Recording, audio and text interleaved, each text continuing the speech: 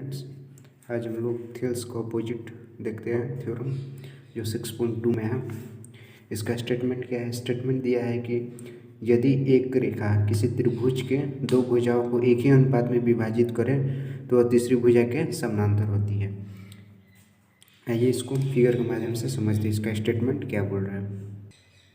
आइए फिगर में देखते हैं। फिगर में क्या बोल रहा है कि एक किसी त्रिभुज के एक रेखा किसी त्रिभुज के दो भुजाओं को एक ही अनुपात में विभाजित करें। दो भुजा को, ये भुजा और ये भुजा को, दो भुजा को एक ही अनुपात में विभाजित करें। तो इसको एक लाइन ड्रॉ कर लेते हैं। एक ही अनुपात में विभाजित करती है तो तीसरी भुजा के समानांतर होती है। तो ये तीसरी भुजा के समानांतर होती है। तो क्या है, इसको जैसे थेल्स वाले में किए थे लोग वैसे ही इसको भी कर देना है।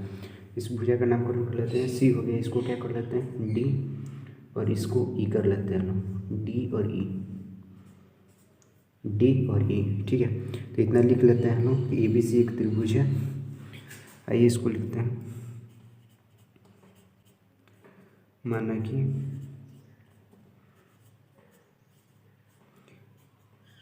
ABC एक त्रिभुज है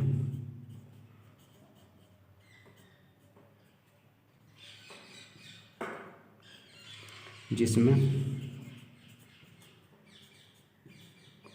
इसमें क्या बोल रहा है, स्टेटमेंट में बोल रहा है कि किसी दो भुजा को एक ही अनुपात में विभाजित करती है तो तीसरी भुजा के समानांतर होते हैं। हम लोग को सिद्ध करना है कि ये DE भुजा और BC भुजा क्या है, समानांतर है। और दो भुजा को एक ही अनुपात में विभाजित करती है। भुजा डालने पर, रेखा डालने पर दो भुजा को एक ही अनुपात में विभाजित करती है। तो ये AD/DB और AE/EC इसमें क्या दिया गया है, जिसमें AD/DB, DB या BD बराबर AE/EC EC है। इसमें दिया है कि AD/DB और AE/EC है। ठीक है, तो इसके बाद तो इसमें सिद्ध क्या करना है कि दूसरी भुजा तीसरी भुजा के क्या हो, समानांतर हो। तो DE समानांतर क्या होना चाहिए, BC होना चाहिए। तो सिद्ध करना है कि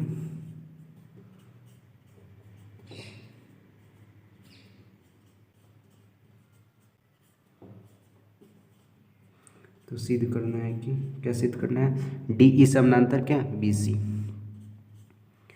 DE समानांतर BC,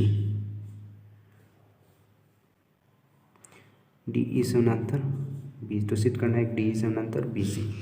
ठीक है, सिद्ध क्या करना है, DE समानांतर BC। ठीक, उसमें क्या सिद्ध करना था थेल्स वाले में कि DE और BC समानांतर था और AD और DB और AE बराबर AE/EC इसको बराबर करना था। लेकिन इसमें क्या है, इसमें ठीक अपोजिट है। AD/DB और AE/EC क्या है, दोनों एक दूसरे के बराबर है। उसके बाद तो सिद्ध क्या करना है कि DE/EC जो स्टेटमेंट में दिया है दूसरी भुजा तीसरी भुजा के समानांतर हो, वही इसको सिद्ध करना है। तो जो काम उसमें किए थे वो काम इसमें भी कर लेंगे लोग। थेल्स वाले थ्योरम में जो किए थे लोग वो इसमें भी कर लेंगे लोग। तो इसमें क्या किए थे लोग, एक परपेंडिकुलर लंब डाले थे लोग AE भुजा पे। तो इसमें भी एक लंब डाल देते हैं लोग, इसको M, इसका भी नामकरण M कर देते हैं। और AD भुजा पर परपेंडिकुलर डाल देते हैं, लंब डाल देते हैं लोग।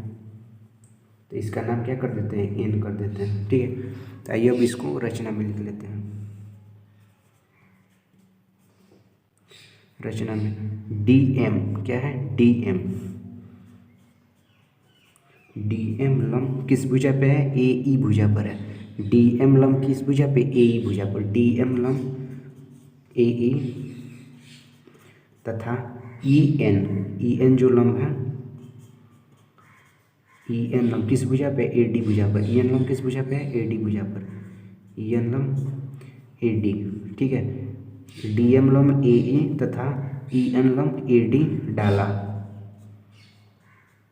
ठीक है, डाला तथा उसके बाद क्या किया जाता है, इसको B से E को मिला दिए थे लोग, C को D से।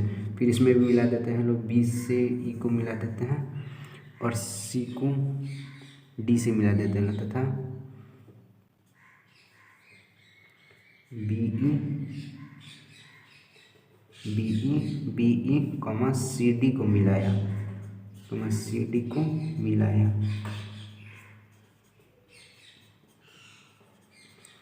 BE का CD को मिला है। इतना हो गया। उसके बाद क्या, परमाणु में कर लेते हैं लोग।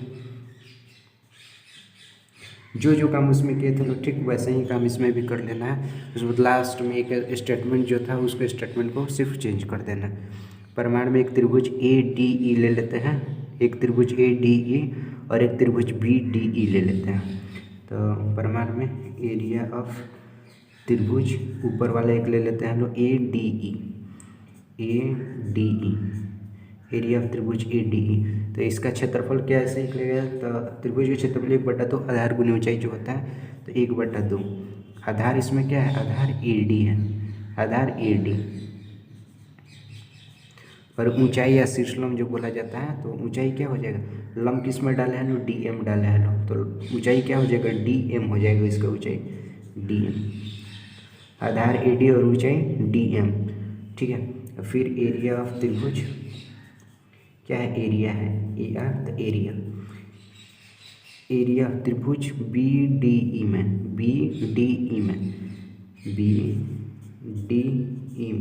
एरिया ऑफ त्रिभुज BDE में। फिर इसको भी ऐसे क्या कर लेते हैं लोग, 1/2 आधार गुना चाहिए त्रिभुज का क्षेत्रफल 1/2। इसमें आधार इसमें क्या हो जाएगा, B और D हो जाएगा, आधार BD हो जाएगा,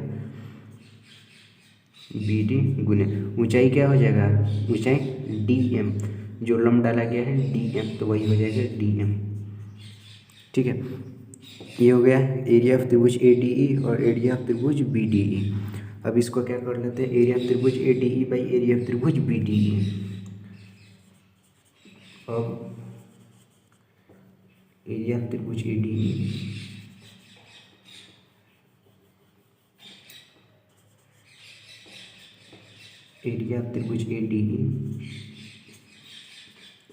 बाई एरिया ऑफ त्रिभुज BDE।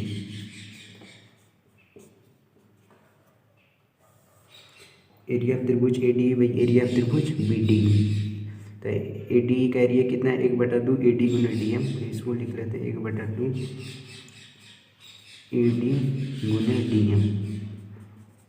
फिर BDE का एरिया क्या है, 1/2 BD गुना DM, BD गुना DM, ठीक है। इतना हो गया। इसमें कुछ कट रहा है क्या, 1/2 हाफ और हाफ, ये कट गया, DM और DM कट गया, तो क्या बच गया, एरिया ऑफ ADE और BDE का क्या हो गया, AD बटा BD बच गया। एरिया ऑफ त्रिभुज AD और BDE का एरिया क्या बच गया, DB बच गया, ठीक है। ठीक है, ऐसे ही पुनः करके फिर ADE और BCE का एक क्षेत्रफल निकाल देंगे पुनः। एरिया त्रिभुज ADE बराबर ADE का EN लंब के लिए करते हैं तो आधार क्या हो जाएगा, AE हो जाएगा, आधार AE हो जाएगा, तो 1/2 आधार क्या हो जाएगा, AE हो जाएगा,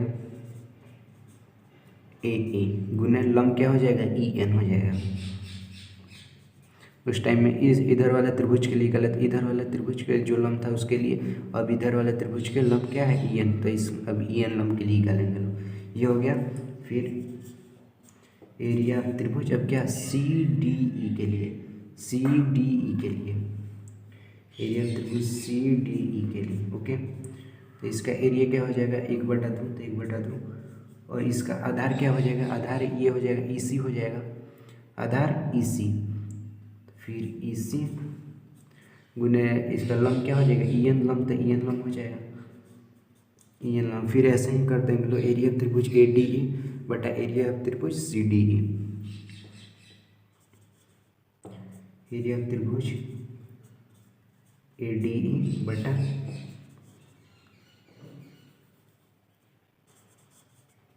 एरिया ऑफ त्रिभुज CDE। तो क्या हो जाएगा, ADE का एरिया कितना है, 1/2 AE गुने EN,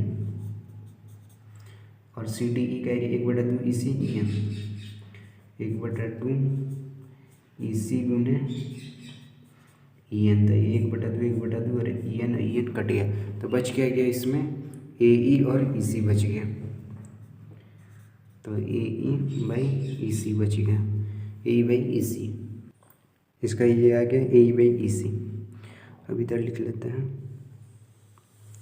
अब लास्ट स्टेटमेंट लिख लेते हैं लोग। जैसे पैथागोरस बोले थेल्स, जैसे थेल्स में हम लोग सिद्ध किए थे लोग AD/BD/AE/EC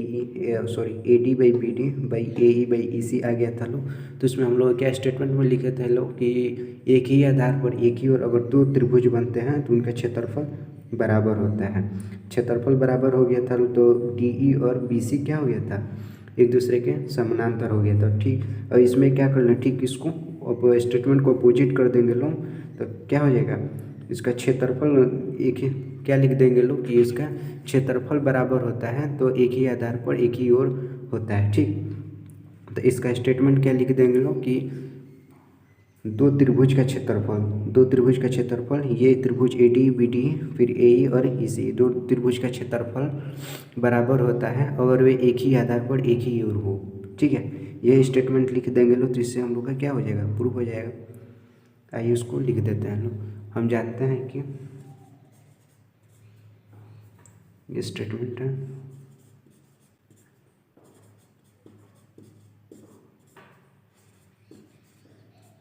हम जानते हैं कि दो त्रिभुज का क्षेत्रफल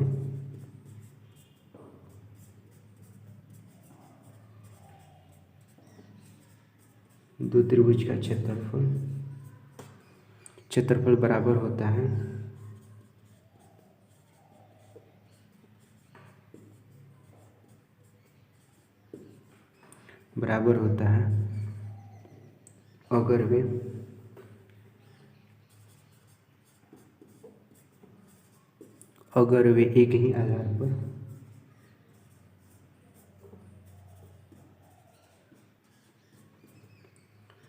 अगर वे एक ही आधार पर एक ही ओर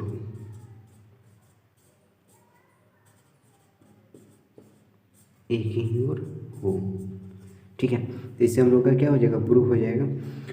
तो क्या क्षेत्रफल हम लोग का बराबर हो गया, दो त्रिभुज के क्षेत्रफल बराबर होते हैं तो क्षेत्रफल क्या है, AD और DB क्या है, AD/DB और AE/EC क्षेत्रफल बराबर होते हैं और वे एक ही आधार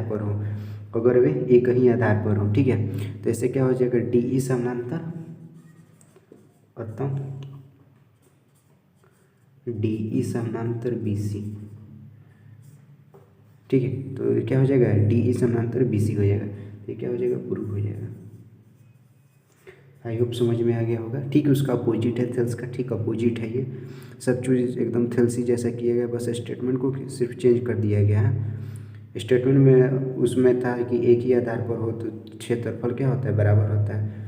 तो इसमें क्या हो गया, क्षेत्रफल बराबर होता है तो एक ही आधार पर होते हैं। ठीक है, और वे एक ही आधार पर हो। आई होप समझ में आ गया होगा। Thank you.